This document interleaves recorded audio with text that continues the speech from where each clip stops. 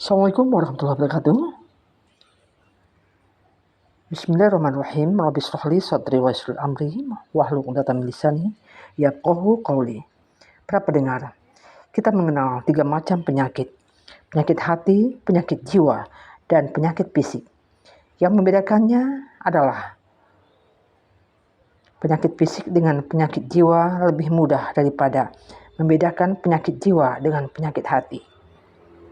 Walaupun demikian, ketiganya memiliki persamaan. Adapun yang dikenal oleh ketiga penyakit itu, ia tidak akan mampu menjalankan fungsi dengan baik. Tubuh kita disebut berpenyakit apabila ada bagian tubuh kita yang tidak menjalankan fungsinya dengan benar. Telinga misalnya, telinga kita disebut sakit apabila ia tidak dapat mendengar lagi. Di antara fungsi hati, menurut Al-Ghazali adalah untuk mendekatkan diri kepada Allah SWT. Allah telah menciptakan hati sebagai tempat Dia bersemayam. Allah berkata dalam sebuah hadits kursi, langit dan bumi tidak dapat meliputiku, hanya hati manusia yang dapat meliputiku. Kemudian dalam hadits kursi yang lain, Allah berkata, hai an Adam, aku telah menciptakan taman bagimu, dan sebelum kamu bisa masuk ke taman ciptaanku, aku usir setan dari dalamnya. Dan dalam dirimu ada hati yang seharusnya menjadi taman yang engkau sediakan bagiku. Hadis ini menuntun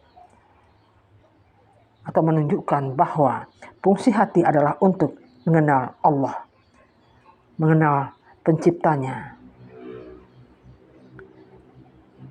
menemui Allah, dan pada tingkat tertentu orang-orang itu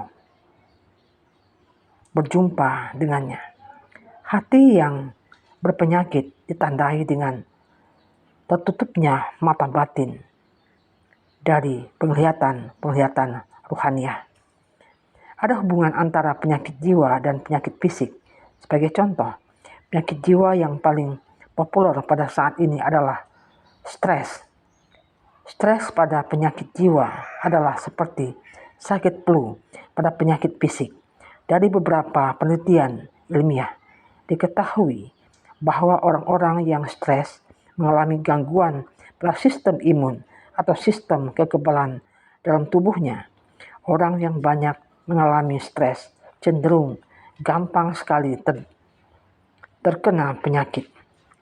Ini menunjukkan bahwa penyakit jiwa amat berpengaruh dalam menimbulkan gangguan fisik.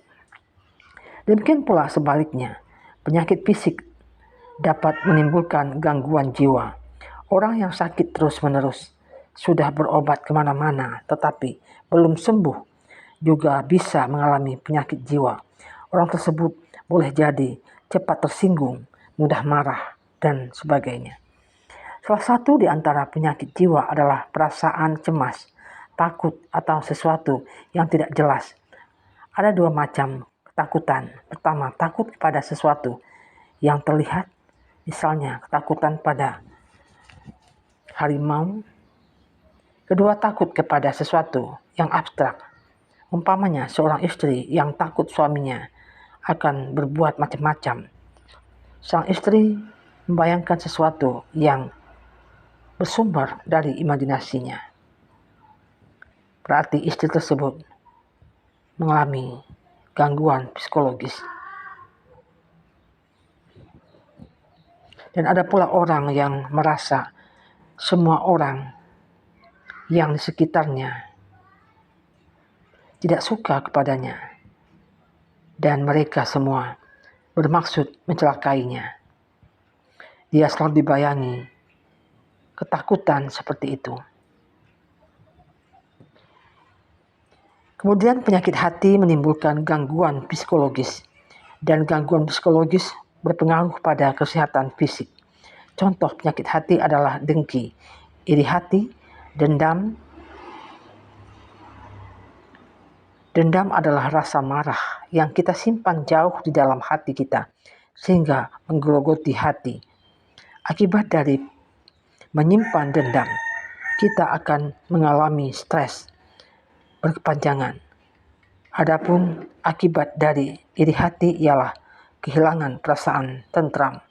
Orang yang iri hati tidak bisa menikmati kehidupan yang normal, karena hatinya tidak pernah bisa tenang sebelum melihat orang lain mengalami kesulitan. Dia melakukan berbagai hal untuk memuaskan rasa iri hatinya. Jika ia gagal, ia akan jatuh frustasi.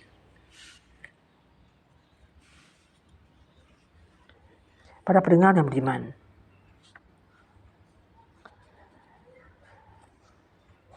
ada penyakit hati yang langsung berpengaruh pada gangguan fisik. Misalnya, bakhil adalah penyakit hati yang bersumber dari keinginan yang egois. Demikianlah, billahi taufiq wal hidayah. Assalamualaikum warahmatullahi wabarakatuh.